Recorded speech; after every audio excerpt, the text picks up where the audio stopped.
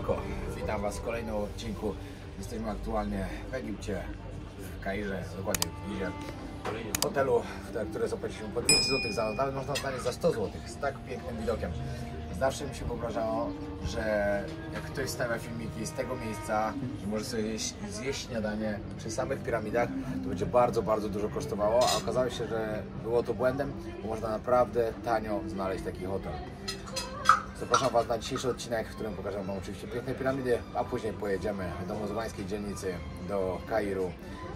Pokażę Wam dużo fajnych rzeczy. Oglądajcie dalej. Patrzcie, na każdym piętrze to jest coś ciekawego, związanego właśnie z miejscem, w którym jesteśmy. Trzeba przyznać, że naprawdę pięknie jest ten hotel zrobiony.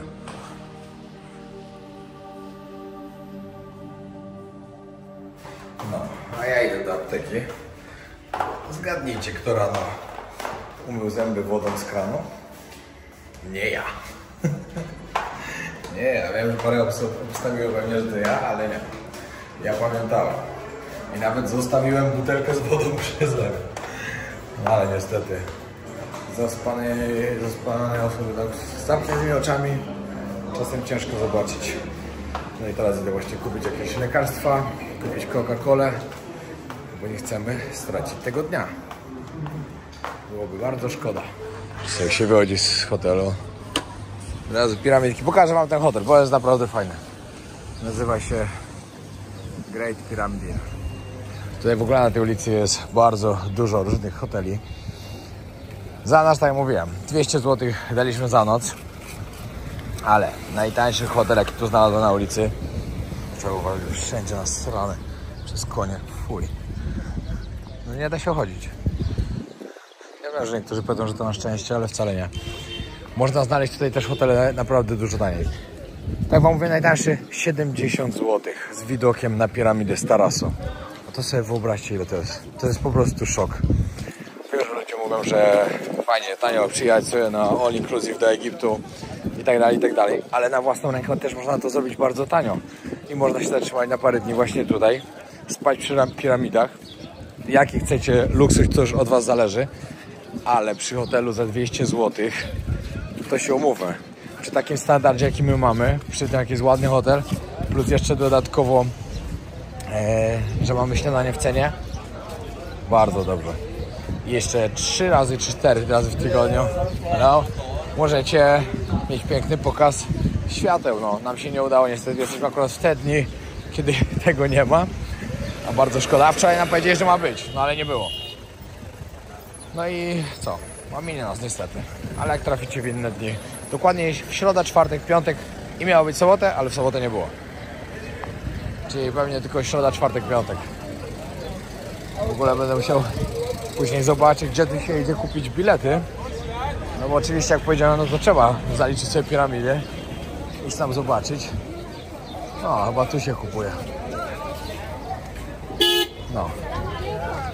Muszę zobaczyć, do które jest otwarte w ogóle też. Teraz jest fajna pogoda, naprawdę. Rano nawet było dość chłodno. No ale w ciągu dnia no to będzie na pewno petarda. Petarda. Będzie ogień, będzie tak gorąco.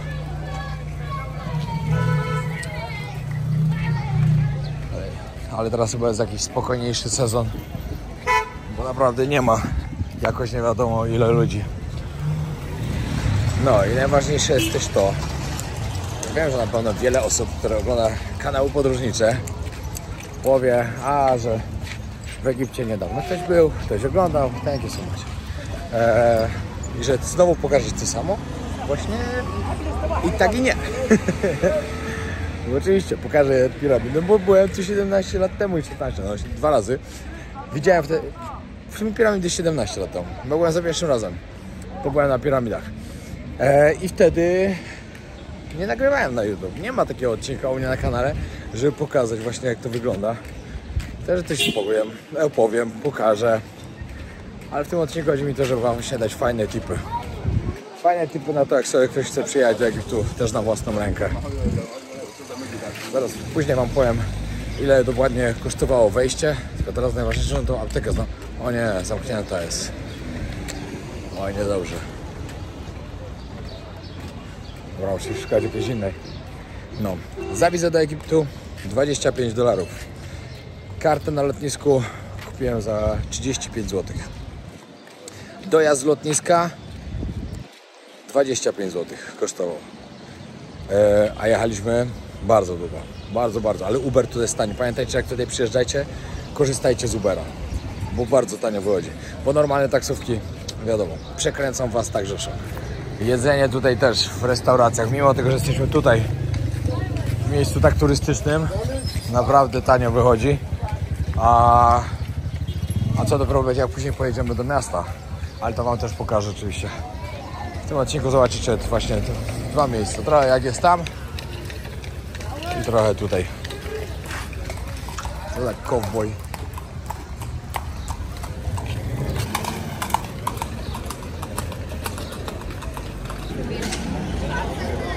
Nie wiem, czy to znajdę jakąś aptekę. Wszędzie sprzedają pamiątki oczywiście. Różne. Które tu posprzątali. Wczoraj tu był taki burdel, że szok po prostu.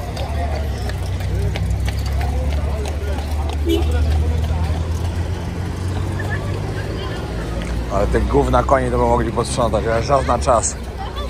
To jest smród taki, że szok. Jestem już od tezy, jak ktoś będzie miał problem z klątwą faraona, ale mam nadzieję, że szybko jej przyjdzie, to kupcie Antinal, pamiętajcie. Akurat tutaj mi się skończyło, dają mi coś innego, jakiś zastępczy, ale podobno ludzie polecają ten Antinal. Z klątwą faraona ciężko wygrać, pamiętajcie, lepiej od razu się zabezpieczyć. Dobra, tabletki kupione. Idę jeszcze kupić Coca-Colę. Wiadomo, Coca-Cola na żołądek bardzo dobra. Jak się ma problem, żeby tam przepaliło wszystko w środku. No, jak szybko przychodzi, bo się musimy zbierać. Akurat nie mieli tamtych i dali mi takie. Za 8 zł paczka. W ogóle partnerem dzisiejszego odcinka oczywiście jest SFD.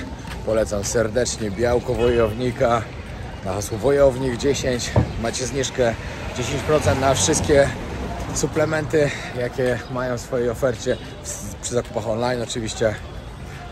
Jak wam mówiłem, już produkty nowe miały być, ale poszły do dodatkowych kontroli, żeby wszystko było dobrze i prawdopodobnie od przyszłego miesiąca będzie parę nowych produktów wojownika.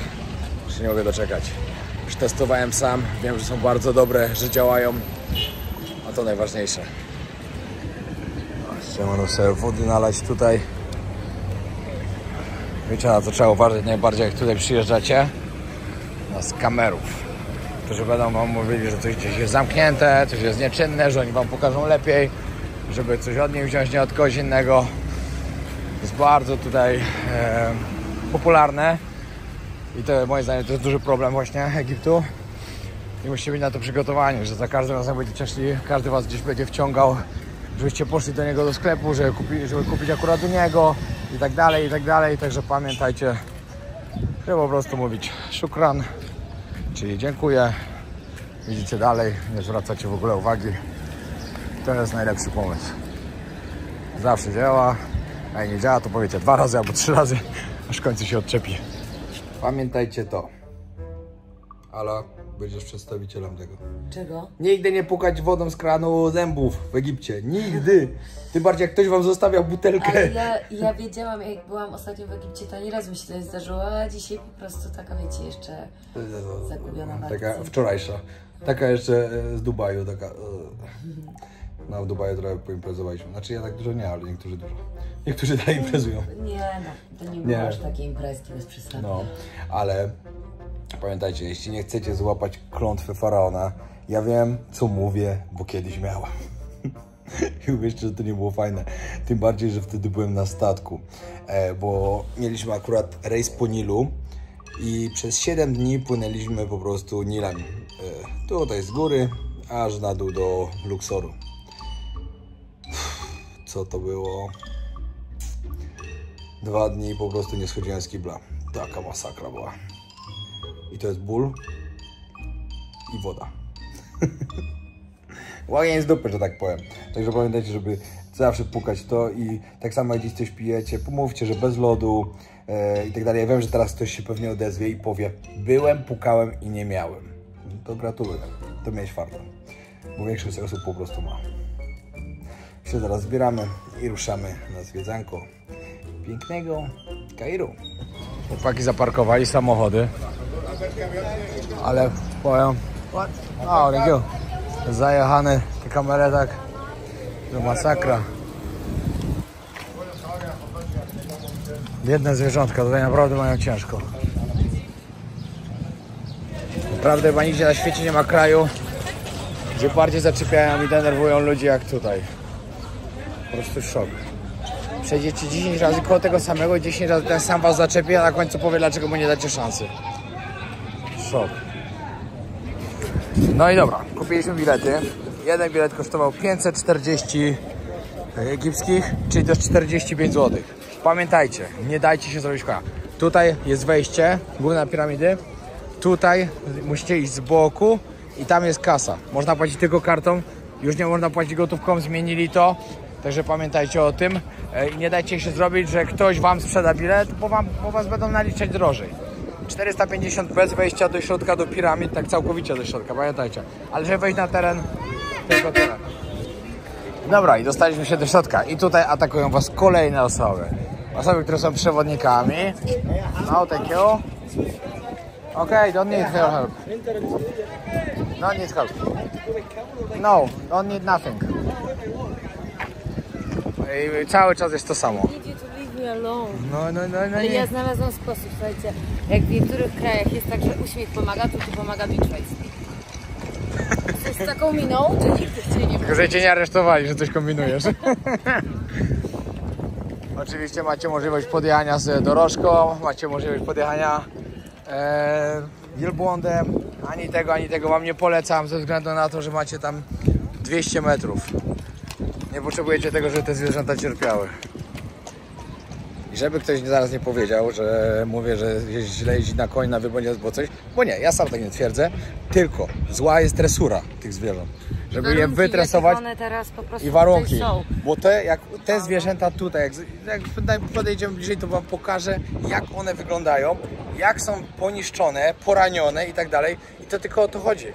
Bo na wielbłądzie czy na koniu ludzie jeżdżą całe życie, od wielu wieków. Tak, albo na przykład jak w górach mieliśmy wtedy, no nie, osiołka, nie mówił, że on na siebie tak w ten sposób zarabia, że dla niego niesienie takiego plecaka to nie jest nic. Tak. Tak, ale to jest ważne po prostu, jak to zwierzę jest traktowane. Tamten jedziemy? No, to jest ważne, jak to zwierzę jest traktowane, a nie to, bo moim zdaniem to nie jest nic złego, jak się ktoś na koniu przejedzie. Tak. Ale na przykład złe jest też, jak biedny koń ciągnie dorożkę na morskie oko z 20 osobami, które mogą iść spokojnie z buta. To jest złe. Albo nawet jak nie mogą, no to niech nie idą. No. Niech nie przykładają do tego ręki. Ach, ładny kadr. Piękne właśnie, no.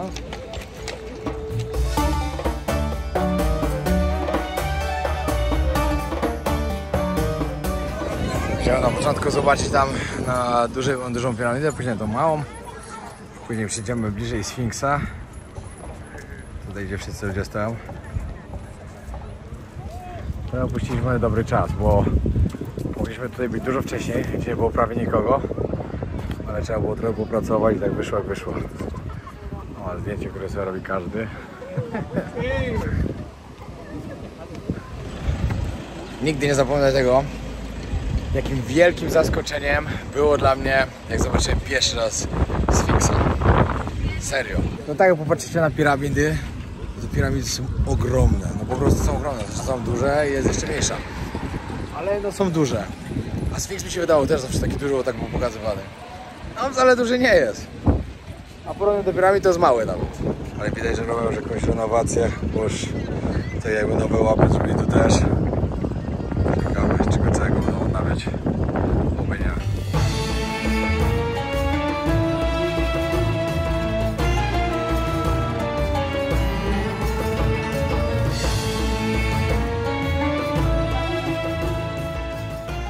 Dobra, z racji tego, że jestem jednym z najbardziej przygotowanych youtuberów, podróżników na polskim YouTube i tak już zostanie.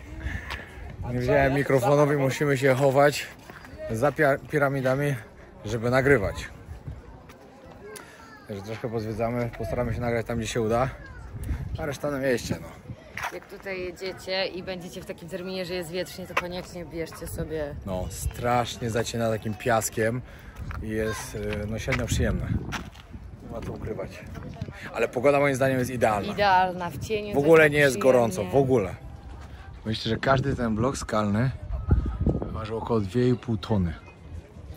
I przed chwilą wyczytałem, że niby piramid nie budowali niewolnicy, tylko normalni mieszkańcy Egiptu. Co jest dla mnie zaskoczeniem, no bo byłem przekonany, że po prostu budowali niewolnicy. Ale wiecie, no każdy się może mylić, a tak naprawdę moim zdaniem kto jest w stanie tu udowodnić, czy oni byli niewolnikami, czy nie. Ale to jest niesamowite po prostu. Wyobraźcie sobie, piramidy zaczęli budować 2500 lat przed naszą erą. Czy one mają tyle lat, a dalej się trzymają. Oczywiście, tak jak mówiłem, pierwotnie nie wyglądały tak, jak wyglądają teraz, no bo nie wiadomo, no ząb czasu. Ale jest to niesamowite. Myślę, że to jest coś, co każdy, kto ma możliwość rzeczywiście podróżować, powinien zobaczyć w swoim życiu. Piramidy tutaj w Gizie należą do ostatnich w sumie 7 cudów świata starożytnych. Tylko one praktycznie zostały zachowane. Zobaczcie, jak te wielbłądy źle wyglądają. Mają tyle ran i tak dalej, brudne są. Śmierdzą, no to jest biedne zwierzęta tutaj. A w ogóle z takich ciekawostek. Musicie wiedzieć, że te oczywiście piramidy, które tutaj są, piramidy w Gizie, no są najbardziej znanymi na świecie. No nie ma co ukrywać. No każdy jak mówi piramida, to myśli o tych tutaj. Ale na przykład tutaj piramida Cheopsa nie jest największą na świecie. Czyli każdy tak pomyślał. W Meksyku jest większa piramida. W ogóle w całym Egipcie znajduje się aż 118 piramid. Znaczy, powiem tak, widziałem na 2 źródłach. Jedno widziałem to, że jest tutaj 118, gdzie indziej widziałem, że jest 130, jeszcze gdzie indziej widziałem, że jest ponad 100, no to czy dobra, 118, 130 to jest dalej ponad 100, ale nie mogę znaleźć dokładnie danych, także zostajemy przy tym, że jest ponad 100 i tyle. Idziemy dalej. I najważniejsza rzecz, bo ja nie będę teraz tutaj opowiadał nie wiadomo co, jakbym wiedział nie wiadomo co też o tych piramidach, bo pewnie bym dużo rzeczy źle powiedział, a nie chcę tego zrobić. Ja zawsze jadę w jakieś miejsce, przynajmniej od dość długiego czasu, nie zawsze tak było, od razu mówię. Staram się naprawdę dowiadywać się o danym miejscu różnych rzeczy. W piramidach oczywiście już dużo wcześniej widziałem dużo rzeczy i dzisiaj też dużo czytałem, ale dla Was po prostu jak tutaj przyjeżdżacie, powiem Wam tyle. Jak jedziecie tutaj, jak się wybieracie, obojętnie gdzie byście jechali na te wakacje, czy od razu lecicie do Hurghady, czy do Sharm el Sheikh, czy gdziekolwiek i przyjeżdżacie tu na wycieczkę tylko, poświęćcie trochę czasu i poczytajcie o tym miejscu. To jest naprawdę 4500 lat historii. Naprawdę warto się zainteresować i sobie poczytać.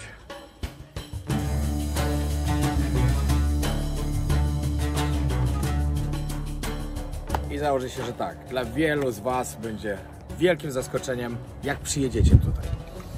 Bo na przykład ja, jak jechałem tutaj 17 lat temu, wyobrażałem sobie, że będziemy jechać przez pustynię, na wielbłądach, żeby zobaczyć piramidy, bo to jest pewnie pośrodku pustyni. Totalnie nie. Zaraz przy wejściu macie miasto. Macie ogromne miasto, które po prostu graniczy z pustynią, na której stoją właśnie piramidy. A tutaj na przykład możecie zobaczyć przykład największego debilizmu w życiu. Niszczenie bezsensowne zabytków. zupełnie. Totalne, bezsensowne niszczenie zabytków. I to trzeba być debilem totalnym. I takiego czegoś nigdy nie będę po prostu nawet tolerował, bo trzeba być głupim, że coś, co ma 4500 lat, ma zgrać mazakiem I love Fatima Mohammed.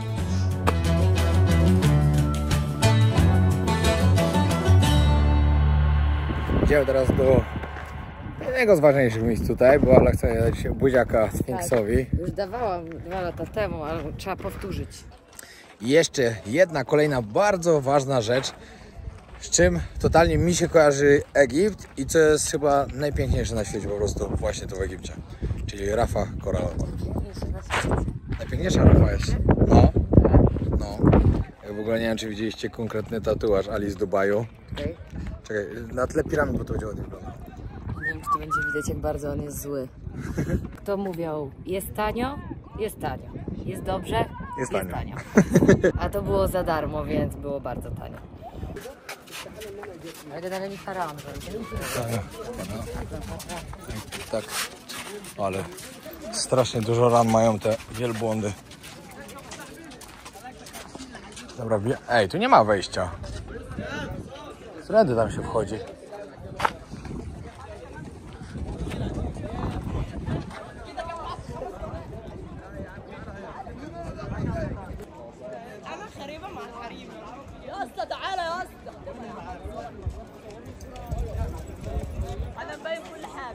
Dobra, jednak jest wejście tutaj od boku. Myślałem, że jest gdzieś jakieś oficjalne, ale jednak jest tu. Dobra, jednak nie. Jednak to jest wyjście. Do wejścia trzeba iść gdzie indziej. Ale zastanawiam się przypadkiem, czy nie jest tak, że trzeba za Sfinksa osobno płacić. Ale zaraz zobaczymy. Jak to normalnie? Jakie są macie? Już popatrzyłeś. No popatrzyłem, właśnie trzeba unikać wzroku. No, trzeba unikać. Unikać wzroku i tylko szukran. Chyba tak, ja po prostu to się odwracam. Jak patrzę na piramidy, to jest tak niesamowite. Serio. Ale ty jak studiowałaś archeologię, to mieliście coś też z Egiptem związanego? Znaczy my mieliśmy później specjalizację, ja się zajmowałam starożytnym Rzymem. A z Egiptem nie miałeś, ale tak? nie, mieliśmy na pierwszym roku, gdzieś tam mieliśmy, ale wiecie co, to było kilkanaście lat temu i ja naprawdę jakby za dużo, nie ma tyle jakby ramu w głowie, żeby pamiętać wszystkie rzeczy. Po prostu już bardzo dużo zapomniałam. Pewnie teraz jakbym sobie trochę coś przeczytała, to by mi się, wiecie, uruchomiło. Ale za dużo rzeczy się dzieje na co dzień. Tam było Peru, Machu Picchu, Egipt, Rzym. Różne mieliśmy, bardzo dużo. A, przecież w tym mieście też, w Chorwacji? Nie, tak, tylko tam był starożytny Rzym po prostu. Tak, nie w Chorwacji, tylko nie w Chorwacji, w Czarnogórze właśnie, no, w Czarnogórze. na wykopaliskach. Ale moi znajomi do Rosji jeździli na wykopaliska, no właśnie do Peru, no naprawdę przeróżne były. Do Egiptu też było. No po prostu nie jestem w stanie sobie przypomnieć, pamiętać o wszystkich tych rzeczy. Ale myślę, że taki starożytny Egipt to jest mega ciekawe. Tak niesamowite. Mega ciekawe. Totalnie.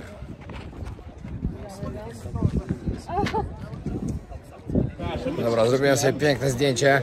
Jak oczywiście całuję Sfinksa, ale takie miałem z tamtego roku. Ja miałem w sumie nawet przed dwóch. Ja miałem 17 lat temu takie robione, ale oczywiście go już nie mam. Także mam fajną pamiątkę, a jeśli chcecie zobaczyć, zapraszamy serdecznie na nasze Instagramy Lala Horosz, Podróże Wojownika, YouTube. Znajdziecie tam wszystko, nawet więcej niż wszystko. Także zapraszam serdecznie.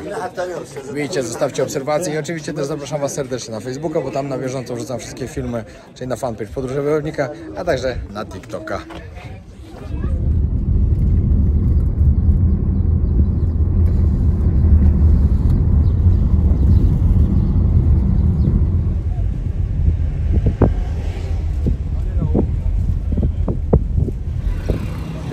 Tutaj się wchodzi do środka. Zobaczymy, co tam będzie. Pokażemy Wam, jak to wygląda.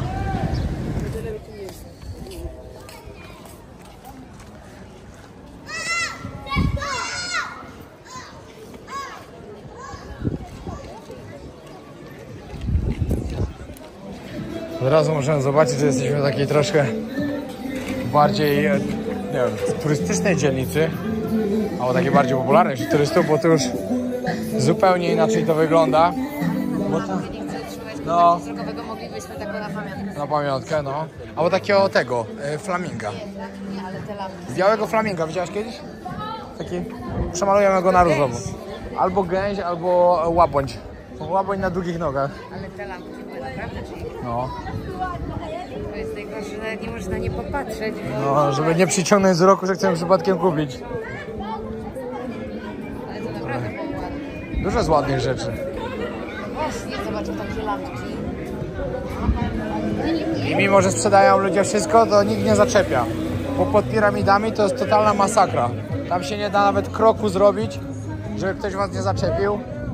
A ile razy nie wrócicie, to tyle razy was będzie ta sama osoba zaczepiała. Boże, jest tak wietrzny dzień, że się nie spodziewałem. Ale właśnie mówiła, że tutaj przypomina Syrię, ale powiem wam szczerze, że naprawdę przypomina to trochę Damaszek. Jak ktoś był w Damaszku, to wie, jak to wygląda. Bo Damaszek zdecydowanie odbiega od reszty Syrii i Damaszek w ogóle nie jest zniszczony. Patrzcie, jakie waty cukrowe sprzedają dla dzieci.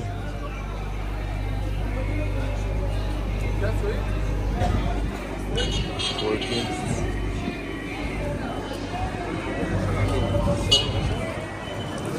Właśnie stwierdziliśmy, że tutaj wieczorem musi być naprawdę bardzo fajnie. Jak tu będzie wszystko oświetlone. Ala sobie kupi kieckę taką. Mogę, nie ma problemu. W takim stylu egipskim. Ja bym chciała lampkę. No ale nad lampką trzeba się zastanowić. A to jest meczet, ładnie. No, Fajnie tak przywozić z podróży takie pamiątki. fajnie, a tym bardziej, że teraz możemy je gdzieś zbierać, bo wcześniej nie mogliśmy zbierać, bo nie mieliśmy gdzie. Z każdego miejsca jakieś takie No, a tutaj było całkiem spoko. tatuaż. Pani robiła właśnie tatuaż, że chętnie tam robi.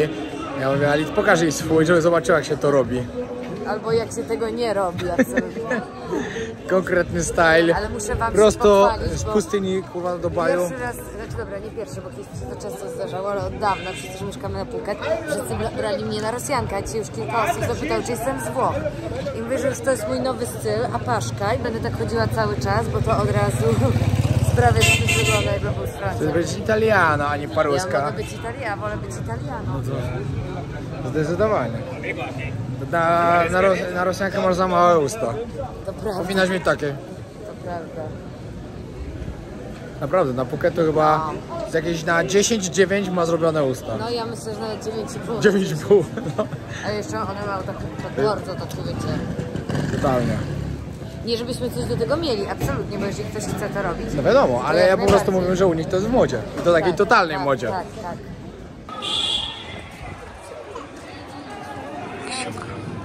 Ogromny mecz jakiś. Chodzi, a ja nie wejdę, kurde. Chciałem, żebyśmy weszli do środka zobaczyć, ale Pierwszy raz ja krótkie mogę spodenki. wejść, No, ty możesz wejść, ja nie mogę.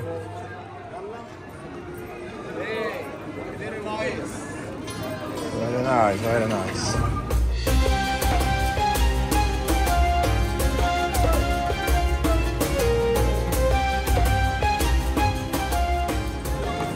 Idziemy dalej uliczkami.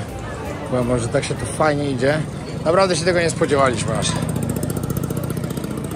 I tego, że będzie tu tak normalnie, bez nagadywania i próby wciśnięcia na wszystkiego, co się tylko da. Lampę Alladyna. Alladyna, no. Ty, a jak duch wyjdzie? Weź, nie gadaj. No. Ło, to co zrobił? No na głowie z tym jechał. No to się dziwić. No ale tam może być dżin. No. Hello. Hello. Ja naprawdę mam piękne te rzeczy. No. Takie jaja Ty, z ja. złota. Ty jesteś Daenerys. Daenerys? O. Kary. Też wyszliśmy wcześniej, już dużo rzeczy zamknięte, ale tu wyszliśmy jakąś złotą ulicę, bo wszystkie sklepy z złotem tutaj były, bo widziałem, niektóre były otwarte, ale większość zamknięta. Ale bardzo przyjemnie się tu chodzi i to najważniejsze. Właśnie rozkminiamy, co robić jutro. Ale tu jest jeszcze jeden dzień. Prawdopodobnie będziemy chcieli pojechać. Chcieliśmy pojechać na Białą Pustynię. Polecał nam nasz kolega Paweł to miejsce i no jest niesamowite. Ale to daleko. Ale jest daleko, 450 km.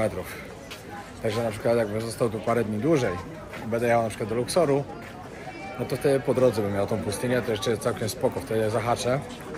Ale wolałbym, żeby mi wyszedł mój pomysł z tym, żeby pojechać do południowego Sudanu. Tędy. Wszystko już organizuję w tej sprawie. Mają mi dać znać, czy mi zdążą załatwić wizę, żebym mógł wjechać. Jeśli tak, no to jeszcze przed Jemenem będzie Sudan Południowy. Z Sudanu Południowego też nie jest łatwo się dostać. Jest stosunkowo drogi. Mimo tego, że nie ma tam nic takiego szczególnego, ale Ja powiedziałem, że chcę odwiedzić każdy kraj na świecie i odwiedzę każdy. Tylko jeszcze mam jedną rzecz, która mnie blokuje, żeby teraz coś więcej zobaczyć. Miejsce w paszporcie. Mimo tego, że tutaj w Egipcie wkleili mi na stronę, na którą nie powinni wklejać, to nie wiem jak będzie dalej, nie wiem czy się to uda dalej. Bo poprosiłem, że mi wkleili na tą, która nie jest do wizy, ale powiedzieli, że nie ma problemu. Totalnie wyrąbane mieli w sumie.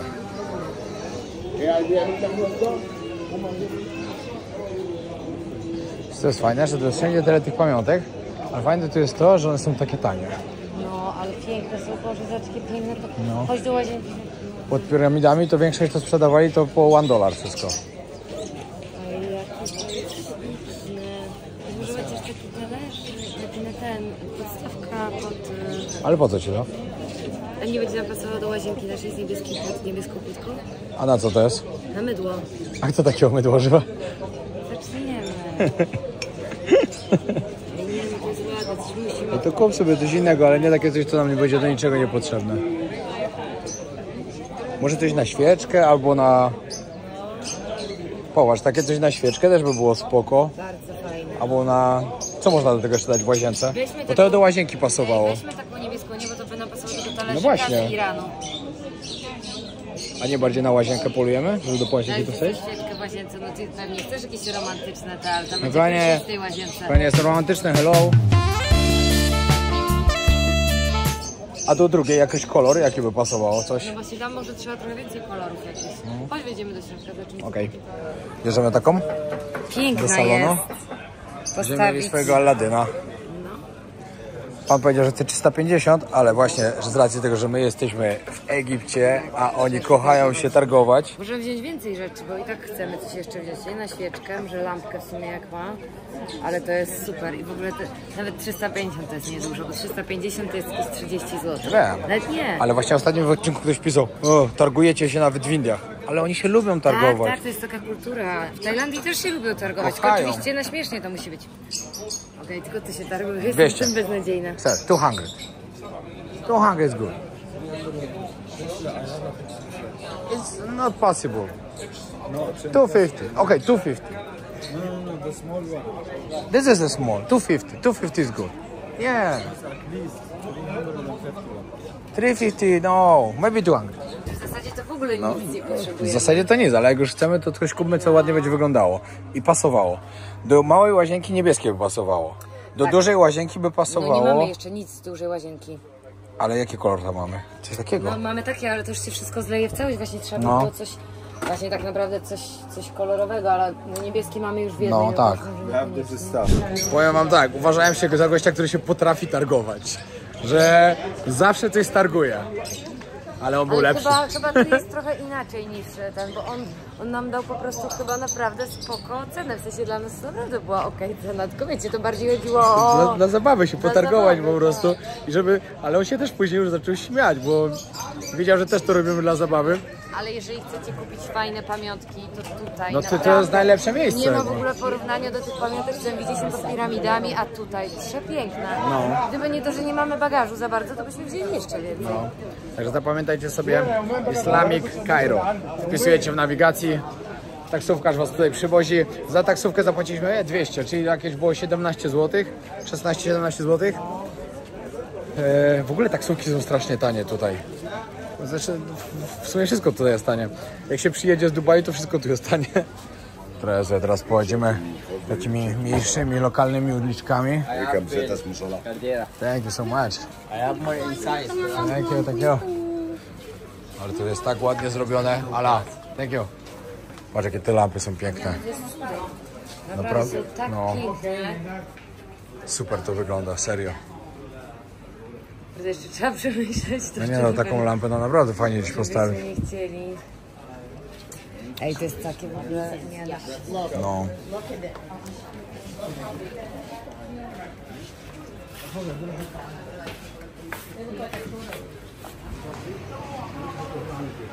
I wiecie, jaka tu jest przewaga? Weszliśmy teraz zapytać, wiadomo, że zapraszają do sklepu, ale weszliśmy teraz zapytać o perfumę jedną dla koleżanki. To nawet nie zapytał 30 razy, czy nie chcemy przypadkiem jakiejś innej, że jej nie ma, tylko powiedział po prostu, że jej nie mają i tyle. Także to, co was spotka pod piramidami, to pamiętajcie, że może w innych miejscach będzie lepiej, a tutaj zdecydowanie jest. Jo. Herbatkę nosi, kawę. Ale chciałeś kupić telefon? Nie wiem, Do chaty? może takie lusterko.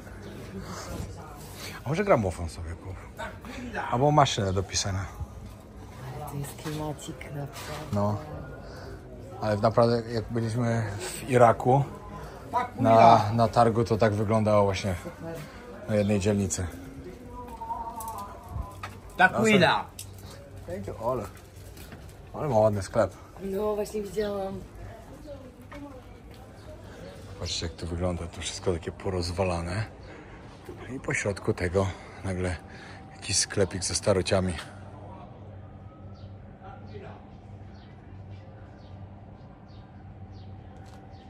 Kapitalne miejsce. Tu się modlą. Ciekawe miejsce, co? Przechodzimy koło gościa, on cały czas krzyczy Takwila, Takwila. Ja mówię, co to znaczy Takwila? On mówi, expensive, czyli drogo. No dobrze, że powiedział. Ale sklep miał bardzo piękny. Patrzcie, jaka fajna uliczka. Może zjeść tutaj na scenę. No, super to wygląda. Że jak ktoś ma problemy z odmawianiem, to tutaj może kupić tyle rzeczy. Look, okay, $5. Okej, przyszliśmy do miejsca, gdzie już namawiają. No, to już tyle tak, to już zaczęli. Dobra, dawaj, siadamy Mi się sobie. nawet chyba o takie najbardziej podobały lampy, te takie miedziane. No, one są najładniejsze. Piękne.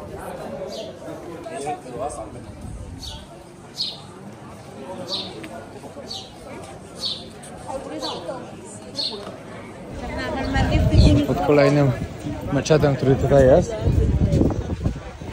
Tutaj to zaczęły się fajne miejsca, takie, że można się napić jakieś kawki, herbatki, ale znaczy bardziej, dobra, czaju albo kawy arabskiej, czy po arabsku.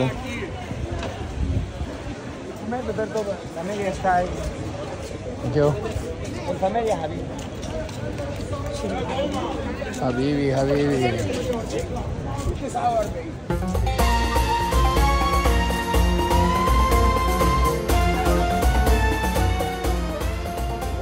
Dobra, zamawiamy Uberka, wracamy do siebie, bo akurat mamy załatwiony stolik na zachód słońca, na ładny, żeby zjeść sobie drugi obiad, a później wracamy tutaj. Bo jest tu dużo fajnych miejsc, żeby sobie nawet posiedzieć, pochodzić wieczorem. No dobra, widzisz, że siebie nagrywam, a macham. Okej. O, jest jakie czajniczki ładne. Zaczęło się.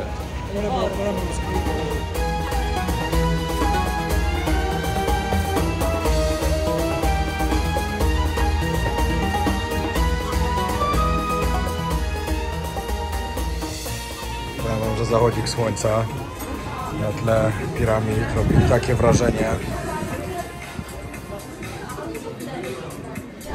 Koniec tego odcinka na dzisiaj. Dzięki wielkie, że oglądaliście.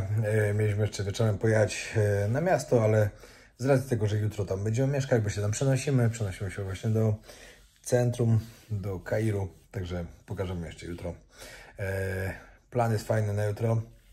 Ostatni dzień tutaj w tym mieście, później jedziemy gdzieś dalej. Także jeszcze jest parę fajnych miejsc, trochę lokalnego życia. Także zapraszam serdecznie na kolejny odcinek. Dzięki wielkie wszystkim, którzy oglądali. Jak możecie, zostawcie jakiś komentarz, zostawcie lajka. A jak ktoś nie subskrybuje jeszcze kanału, to zapraszam do subskrypcji, bo lecimy po 500 000. Pozdro!